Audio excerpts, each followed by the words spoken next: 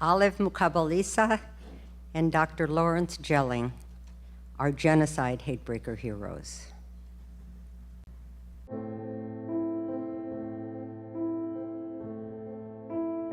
I was born in Rwanda in 1988. My first time to know about the genocide or the discrimination in my country was from my friends. My friends always told me what their parents discussed and said, you know, Olive, our parents are saying they hate your parents and they want to kill them. He said they will kill them anytime. My parents never really said anything when we children were listening. When the president died, that was 6th April 1994, we started hiding. And so we decided to go away from our house, went to the bush and hid there for a couple of weeks. 4 weeks into the genocide, my father didn't make it. He died. And of course, when he died, we were on our own now. We started scattering, we were crazy, we were insane. We were like, now dad is gone. We are only having mom. By that time, mom was pregnant, almost giving birth, I think. And so she could not really run. She said, you know, kids, I cannot stop you from running. If you're really scared and you want to try somewhere else in the hiding, just go. So around at night, they just came and killed mom when I'm sleeping just near her like this. It was in darkness and they wouldn't see me. So they just killed her. So telling the world, I think really helps. After my education, I'll go back to my country and then help my country in all ways I can. Then I can talk to children about encouraging them about hope. We lost everything in the past, we can still go on. People say wonderful things to me and to my wife about what we've done, and we don't view it that way. To us, this was a privilege to do this.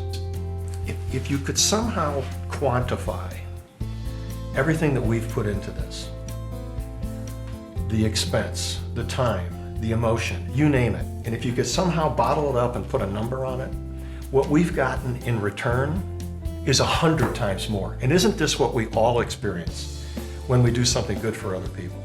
And when I look at Olive, you know, everyone grieves differently, but everyone does grieve, and everyone has to go through grieving, and everyone has to get through all the stages, whatever they are, and the interplay and whatnot. But at some point, all of us have to come out the back end of a grieving process where, you know, there's this acceptance, whatever that means to you, that then leads to a peace. And I'm sure that there's still some remnants of something inside of her, like maybe what you just described you experienced that night. But I can't imagine. You talk about the ultimate hate breaker. I mean, think about that. You know, to be a childhood survivor of a genocide that's that brutal, and then to come out and do what she's done and have the heart that she has. I don't even understand it.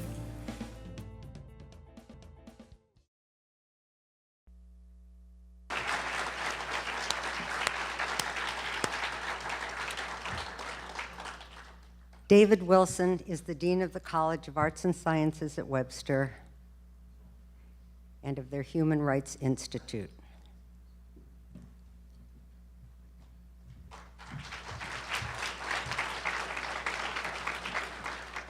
Thank you, Susan. It's a real privilege for me to be a board member of HateBrakers and to also be the dean of the college that houses the Institute for Human Rights and Humanitarian Studies at Webster University, which is one of the sponsors of the event this evening. And there's something that both of those organizations, Webster University and HateBrakers, have in common, and that is both are committed to promoting qualities of character that are necessary for global citizenship.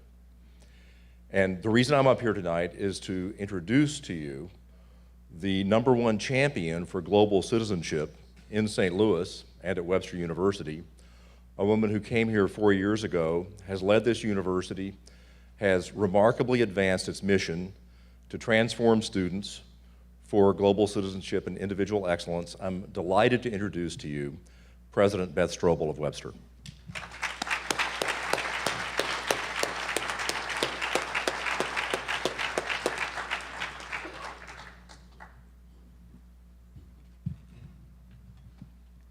Well, thank you, Susan, and thank you, David.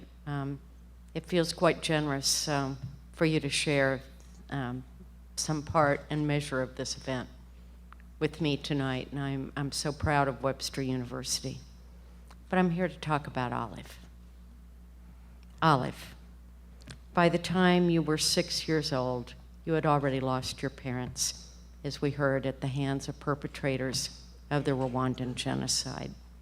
Eventually, your Uncle John, a Catholic priest, rescued you and arranged for you to finish high school.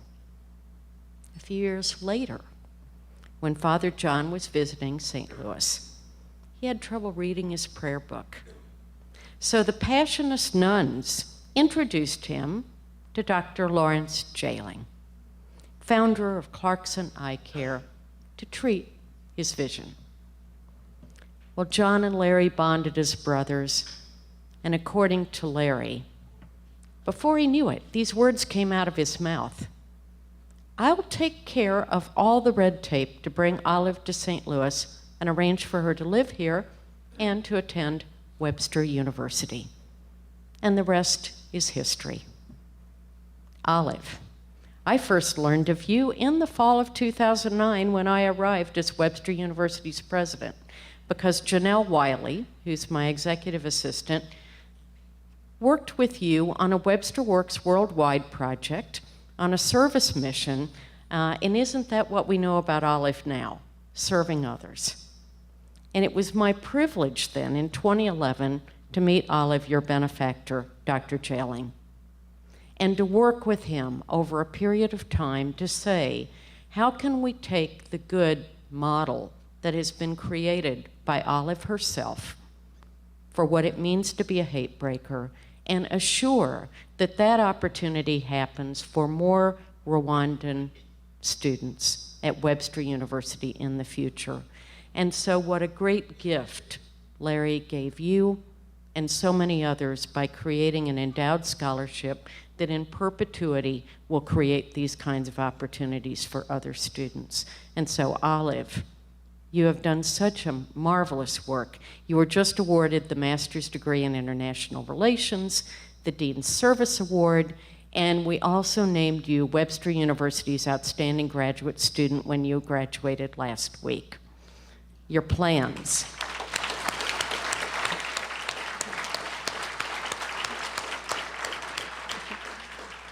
Your plans are to study international law and, of course, to help to heal Rwanda and work for justice in the world at large. Just a few days ago, when Dr. Jehling found that he could not be here tonight, his eyes became teary and he said, "I've done nothing. Olive is the hero of my story." Well, it's my personal honor to know Olive and to know Larry. And they're both heroes to me and clearly to hate breakers. Congratulations, Olive.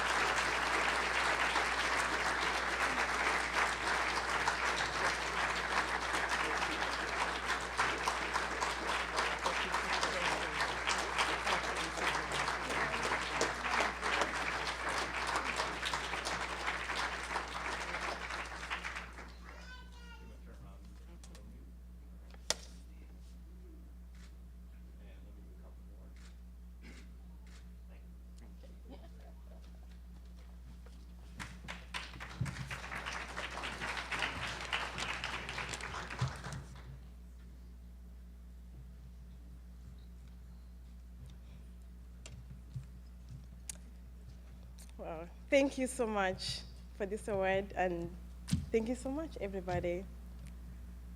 I'm very honored to be here, to be a hate breaker. to put the brakes on the head. I'm very thankful to my American family, my dad, Dr. Jehling, and my mom, Dr. Louis, for having given me the parental love I did lose when I was 6 years. They are very wonderful people. And they have given me so much.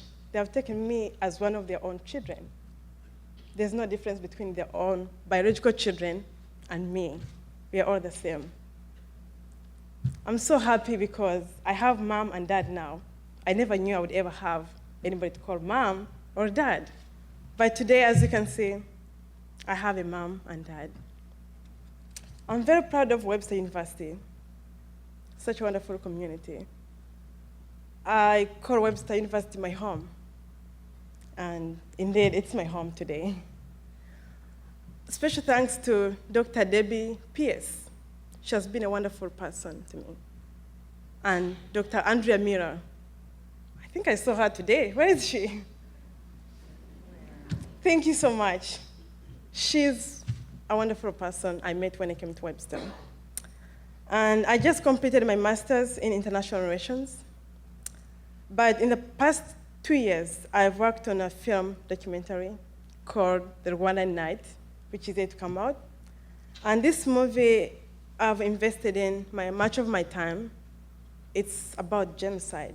The 8 stages my colleague talked about that made me an orphan and lost my parents. In 100 days, we had over 1 million people dying. So what can I do now? And I've decided to work on that film, The Rwandan Night, to create awareness. And my friend in New York, he's a survivor of genocide, and he's working with me on the same movie. As you well know, denial is the 8th stage of genocide, the last stage of genocide. And what can we do? We have to break the head, put the brakes on it. Tonight, my colleagues, we present everybody who is putting the brakes on the head, so that we cannot have the atrocities again. They are happening over and over, but if we can put the brakes, each one of us, we can stop genocide, discrimination, bullying, and other sorts of atrocities. Special thanks to Suzanne. Thank you so much for giving us a voice. We hope this will not happen again. We cannot have those atrocities happen on our watch. Let's take responsibility, each one of us, to stop bullying, at least to stop one of the stages. If we break a stage, we're breaking a cycle of all kinds of atrocities. Thank you so much. I'm very proud to be a HateBraker, and thank you so much for everybody. Thank you, Suzanne.